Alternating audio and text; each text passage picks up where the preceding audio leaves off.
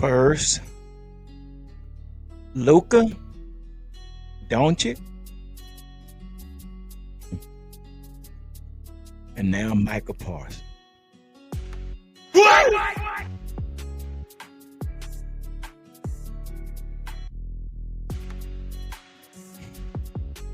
No. This is serious. I mean, this here is now a throwback. And I'm not sure if some of y'all out there that are saying good riddance or good for the Dallas Cowboys or all the things that you have to say negative about a linebacker that played defensive end and got 12 plus sacks each season. Oh, but you say, he didn't show up in the fourth quarter. He didn't show up. Once again, we're talking about a linebacker playing defensive end and getting 12 plus sacks each season. A linebacker to where the opponent's offense has to know where he is at all times. The opponent's offense had to know where he was lining up so we can get into a 21 personnel or add an extra man on the side of Micah Parsons. Now, not only was he going against a 6'7", 6'8" offensive tackle standing about 320, but then they put a tight end over there that's standing about 275 at 6'4", 6'5". And we sit here and say he never showed up in the fourth quarter. Well, I tell you what you can do. You can go out there and try it and tell me how that works for you. Yeah, I guarantee you, you wouldn't last 3 plays. Now, y'all know this is the Cowboys Huddle podcast, and you know this is straight barbershop talk. Straight barbershop talk. And what I'm giving you right now is my thoughts of what just happened. But I want you guys to understand something.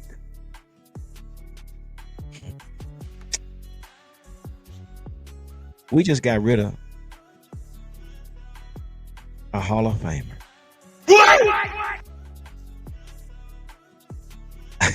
Name another defensive player that was just as good as this guy. And I'll wait. And if they are, were they stats as good as Micah? Now I know you're going to say DeMarcus Ware. Yeah, okay. DeMarcus Ware shouldn't even be in the Hall of Fame yet. I think Ed Too Tall Jones should be in before he does. He's in there. But again, this isn't not about hardware. It's not about winning the Super Bowl. It's all about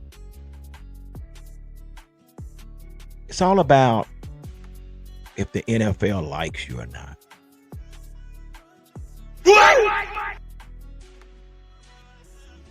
But I want you guys to understand something. We just got rid of a Hall of Famer. Let that marinate for a minute. Let that sink in. We just got rid of a Hall of Famer.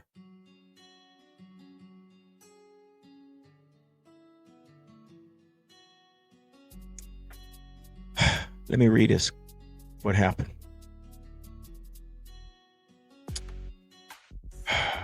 Dallas Cowboys traded 4-time. And I know you probably already heard this, but again, you're hearing it from the Cowboys Huddle podcast where we talk straight barbershop talk. So this shit is not scripted, okay? The Dallas Cowboys traded four-time Pro Bowl edge rusher Micah Parsons to the Green Bay Packers on Thursday. In exchange, the Cowboys received three-time Pro Bowl defensive tackle Kenny Clark and two first-round draft picks, 26 and 27. I'm going to stop right there. Two first-round draft picks and Kenny Clark, who was in the rotation of the defense for Green Bay. This is what we get. Two first-round draft picks. Well, we know how we do with first-round draft picks, don't we? We can talk about Tyler Guyton. That's a guy that's still trying to get and grasp how to play left tackle. Nothing against him, but this is what we decided to do. We could have drafted him as a right tackle, but we want to draft him as a right tackle and slide him to the left tackle, and guess what? He hasn't been living up to par. And that leads us to Mozzie Smith. Another first rounder. Now, these two first round picks that we're talking about, they're not in the top 5. These are probably in the 20s again. I want y'all to let this sink in, because, see, we're not thinking rationally. We're just saying, good, we can move on. No. We can't move on. It's like going into battle, and the best weapon you got is not functioning. Everybody's sitting on the front line. Okay, here we go. Let loose. And you look back, ain't nothing letting loose back there, because it's not there anymore.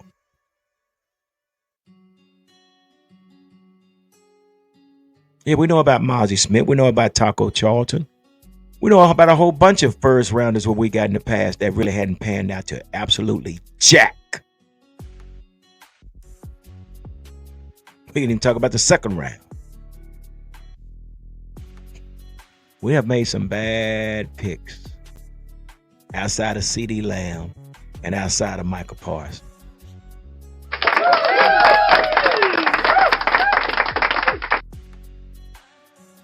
But this is what we get for a Hall of Famer.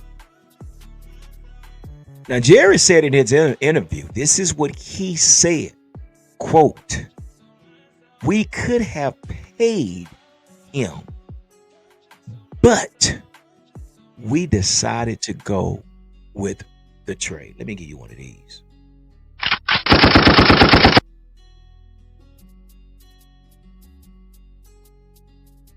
So, Mr. Jones, what you have just shared with us is that this was personal. You lose, brother. As a gambler, you just lost. You lose. The gambler. You got outbidded, bro.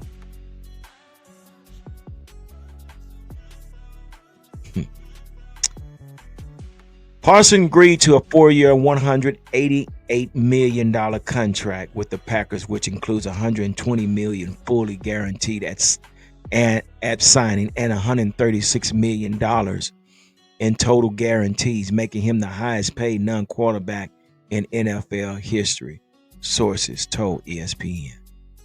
Give it up for Parsons.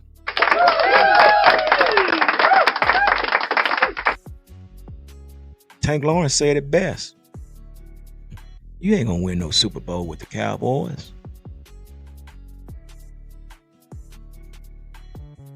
And well, congratulations to Micah Parsons, man. We hate to lose, and he. Let me go on down to what he had to say, but yeah, $136 million in total guarantees.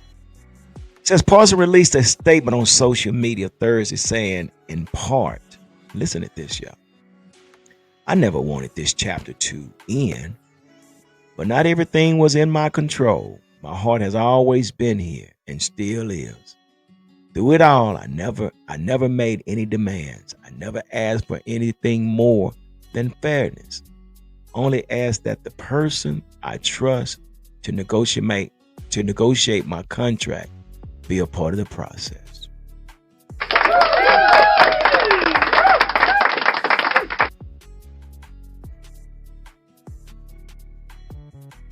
Jerry said we had a contract in place.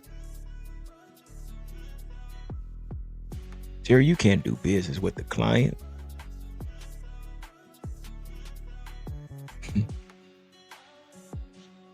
The agent has to be present. But check this out. Micah will return to Dallas with the Packers in week 4 this season when Green Bay plays the Cowboys on Sunday Night Football. Really and truly now, y'all, I'm not even worried about the Philadelphia Eagles. I can care less about us playing Philadelphia the first game. I don't care about the first game anymore.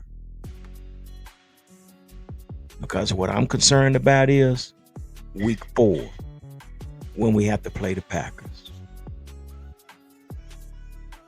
We got to play this guy. I'm going to tell you right now, Dak is going to be shitting his drawers. Knowing that he's coming. Oh, shit. He's coming. Micah will be coming for Dak. And anybody that touches the ball. It's fair game. And I really don't think we have the mental toughness to beat Micah Parsons and his Packers. And you know what's so sad and what's so stupid about Dumb and Dumber? Because that's who Jerry and Stephen Jones are, Dumb and Dumber. I can get 500 coaches to coach us to a Super Bowl. It hadn't happened yet, brother. It hadn't happened. 31 years, dude. But what's so bad about what Dumb and Dumber did? They did this 7 days before the season started. What?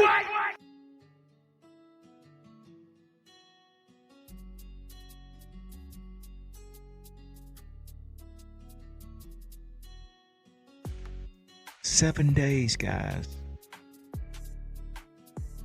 before the season started. And then this. Now, somebody said, oh, Green Bay was tampering. Green Bay was tampering. No. Green Bay had to be given the green light to talk to the agent and Micah Parsons. Again, remember what the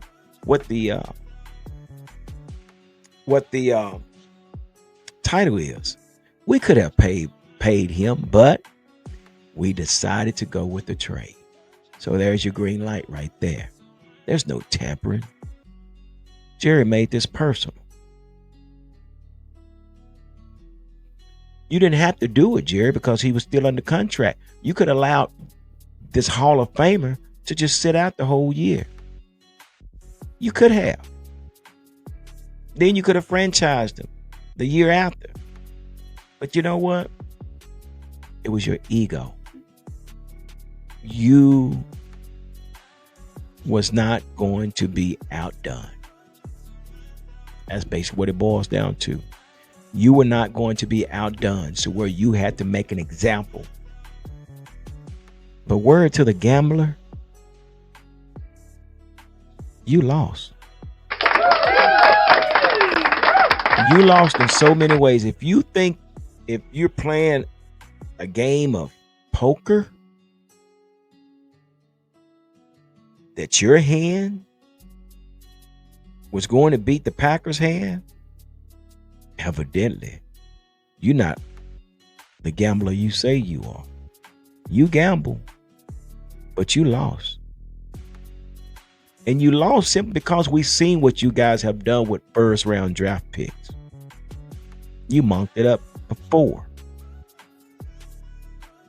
And we continue to go on this merry-go-round of doing the same old shit each and every season. For 31 years, we've been doing the same old shit.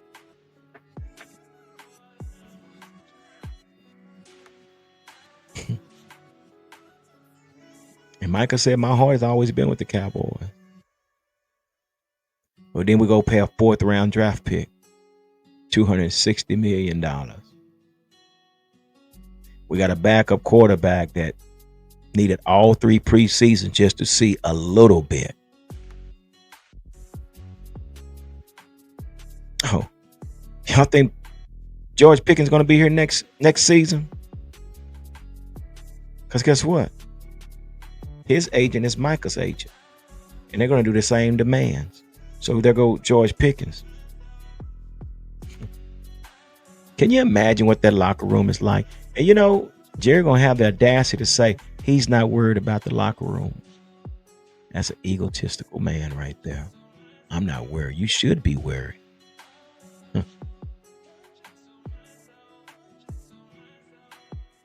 So basically what it boils down to, people, we are the laughing stock of the NFL.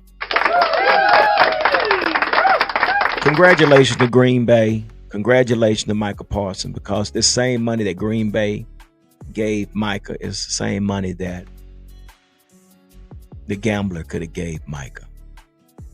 But because of your poor management of the money and paying all the wrong people, this is why we're where we are right now. You had the best, baddest, toughest player in this organization, and you traded him away.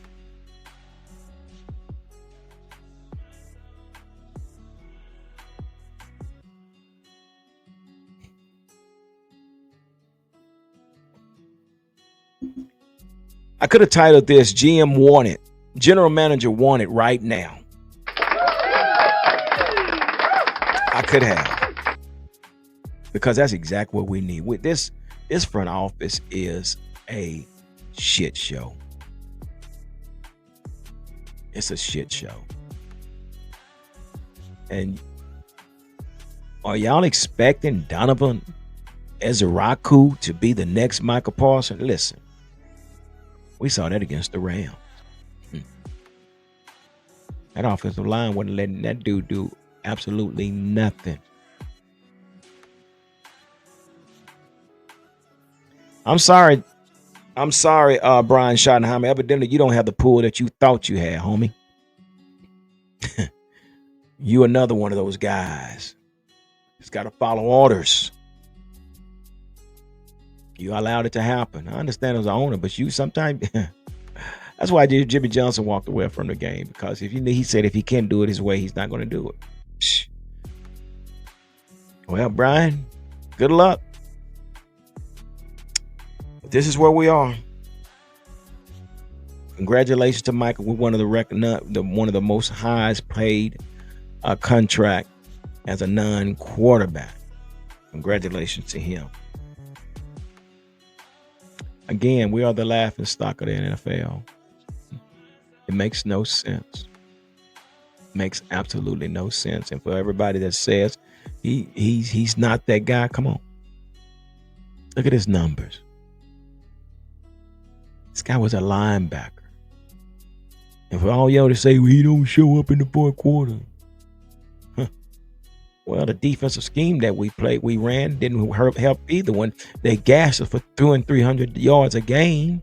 It wasn't all him. When your defense stays on the field, y'all see, some of y'all want to be coaches and y'all don't even know the game. When they're gashing you, and you know the last 5-6 years there has not been a defensive tackle to stop the run. And how have we been getting beat in the last few years? By not being able to stop the run. But then you just want to say Micah didn't show up when they gashing you right up the middle. How long can you stay on the field before you say, hey, I need a break? When they're going 89 and 99 yards on you and scoring. And then your offense comes out there and goes 3 and out. Then the defense go, stop. Miss me with that, man. Miss me with that. You're trying to look at one person. He can only do what he can do when it's a passing down. He's a pass rusher. It's not his job to stop the run. And when they gas you for 150 and 160 and 100 and 200 and 300 yards, what you expect one man to do? And for Jerry to say, well, this team is built around more than just one man. And that's so true. So quit trying to put all the blame on Micah.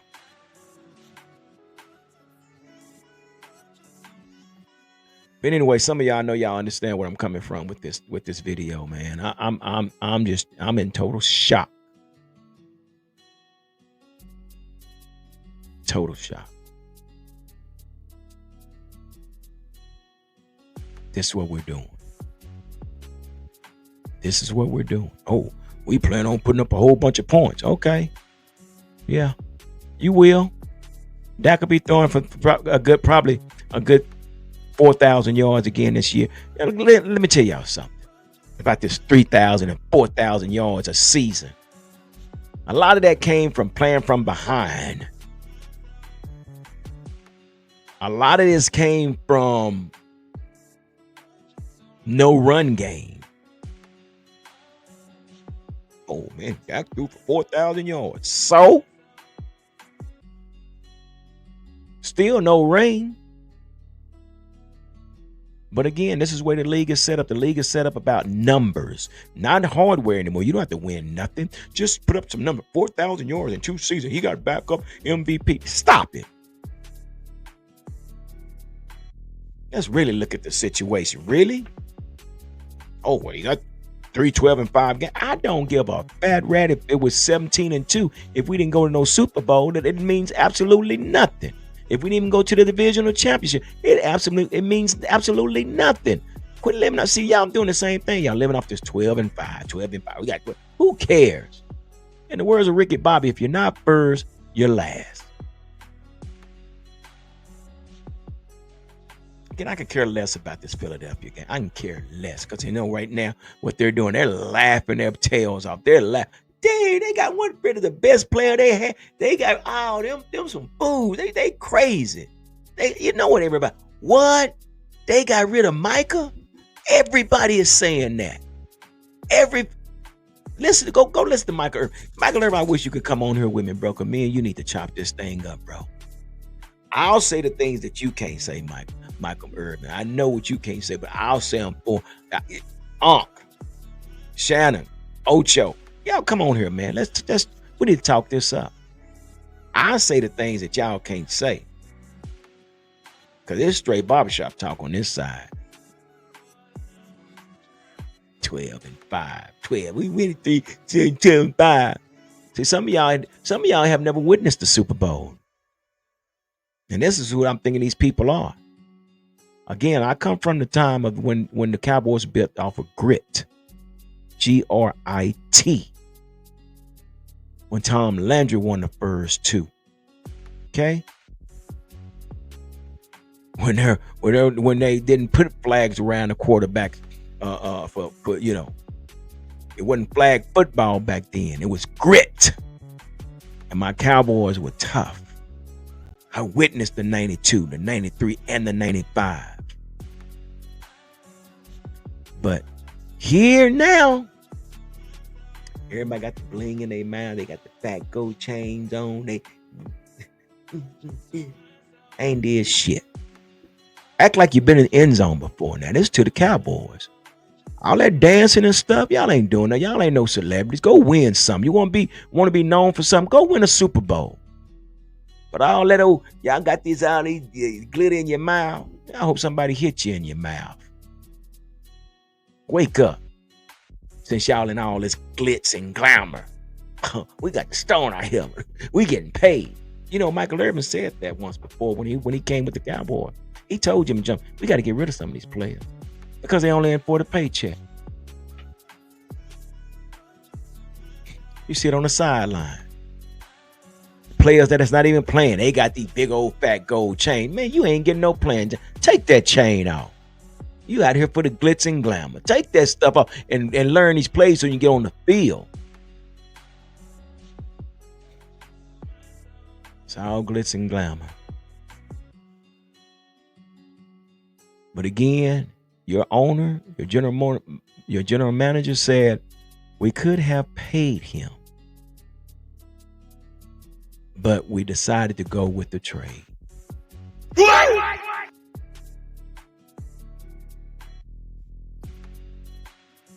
I'll argue with anybody right now. I don't care what you think about Micah. But again, Micah is one person. And when the defense and when the offense set up their game plan to try to stop one individual, and when they do that and they say, we're going to take Micah out the play and we're just going to run the ball right up the middle because we can do it all day because they can't tackle. They don't got no one technique. They got all these little lightweights on the front line trying to stop a run. We're going to run right at them. And they did it. So don't put all that on Micah.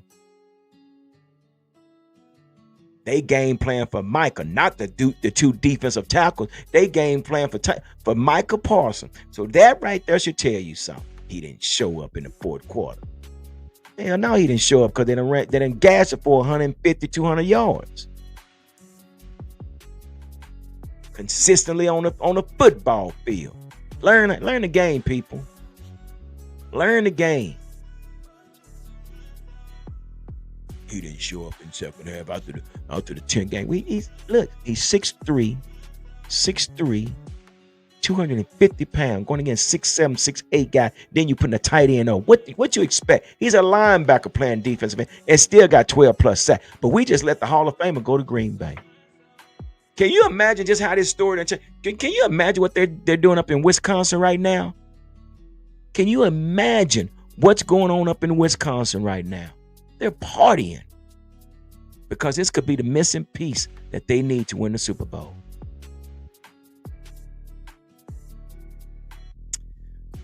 All right, people. I've been here long enough, but I want all the social media, all the content creators to get theirs out the way because y'all know I was going to bring up the rear because I'm a diehard Cowboy fan, man. And I don't do nothing for no clickbait. I'm going to tell you like we are talking, sitting around the table or sitting outside, sitting up under a tree, at the park, at the court, wherever. This is how we do it over the Cowboy Huddle podcast. Ain't nothing script. We're fans first, then we report the news.